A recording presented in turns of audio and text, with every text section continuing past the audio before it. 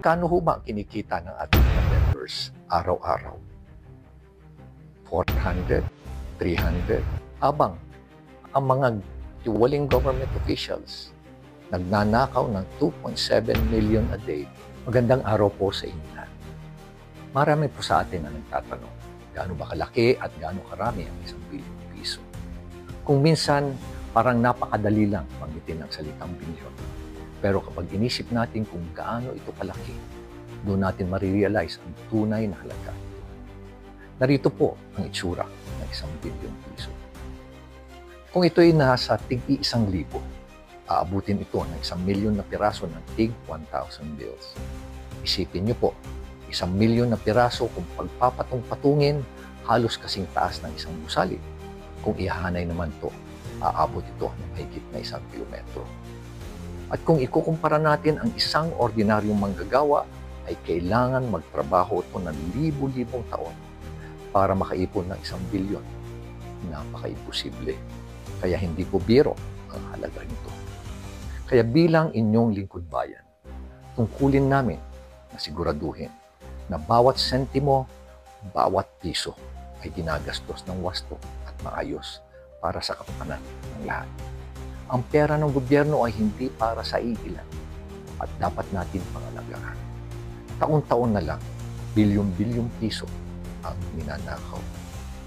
Alam niyo po ba na if you're stealing 1 billion a year, you're actually stealing 2.7 million a day. Ganito po ang itsura ng 2.7 million pesos. Magkano ho ba ang kinikita ng ating mga vendors araw-araw? 400, 300. Yung mga jeepney at yung mga taxi drivers, magkano po? 600, 700 on a good day. Magkano po ang allowance ng mga kabataan ngayon? 25 pesos, 50 pesos, 100, 150. At paano naman po ang ating mga sundalo na ang kanilang allowance para sa kanilang araw-araw na pagkain nasa 350 pesos lang at nakikipaggera pa po yan ngayon. Habang ang mga tiwaling government officials nagnanakaw ng 2.7 million a day, wala pa hong tax yan. Nung nakarang araw, nakita po natin ang mga perang nakapatong po sa mga lamesa during congressional hearings. Para malaman po kayo at magkaroon kayo ng idea kung gaano po ang halaga nito. Sa 1 milyon, ganyan po ang itsura niya. Sa 5 million pesos, ito naman po ang itsura niya. At ang 10 milyong piso, ito naman po ang itsura. At ano naman ang dimension ng 1 bilyong piso? Pag in-stack mo ang 1,000 peso bills, 5 feet by 5 feet by 4 feet.